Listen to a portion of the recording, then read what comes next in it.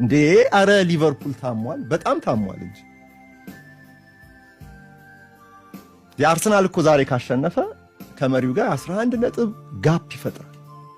ገና የሊጉ 1/3 በቅጡ ሳይጠናቀቅ እንደው ማን ይሙት ሲዝኑ ሲጀመር ሊቨርፑልን ከዋንጫ ተፎካካሪዎች ተርታ ያላስገባ የዚህ ፕሮግራም አድማጭ አለ?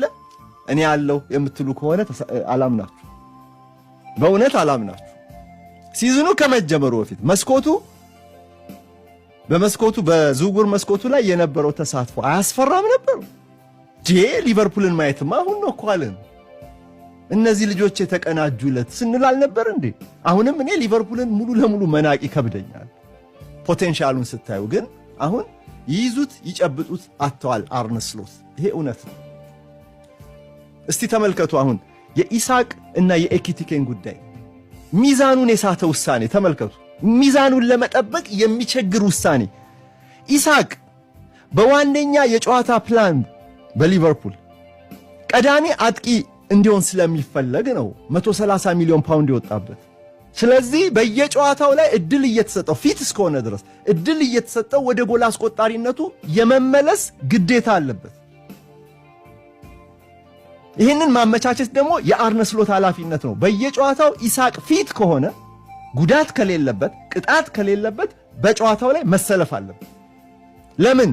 ያንን የጎል መስመር ማግኘት የሚችለው ተከታታይ የጨዋታ እድል ስትሰጠው ብቻ ነው።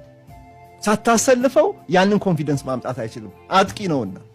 ይሄ ሁሉ ኢንቨስትመንት ለተጣዋቂነት አይደለም የመጣው። የኢሳቅ ዝውውር ከመፈጸሙ በፊት የኤኪቲኬ ዝውውር ሰመረ። ኢሳቅ ወደ አሰላለፍ ውስጥ ከመግባቱ በፊት ገና ቀዩን ማሊያ ለብሶ ከመጫወቱ በፊት ኤኪቲኬ ጀምሮ መንገዱን አሳመረ። የኤኪቲኬ አጀማመር መልካም ሆኖ ሳለ አርነ ስሎት ያልተሰበረውን ለመጠገን ተገደዱ። ኤኪቲኬን ተጣዋቂ አድርገው ኢሳቅን አሰለፉ። ትላንት ኤኪቲኬ ያልነበር ወይ ከወቅታዊ ብቃት አንጻር የተሻለው?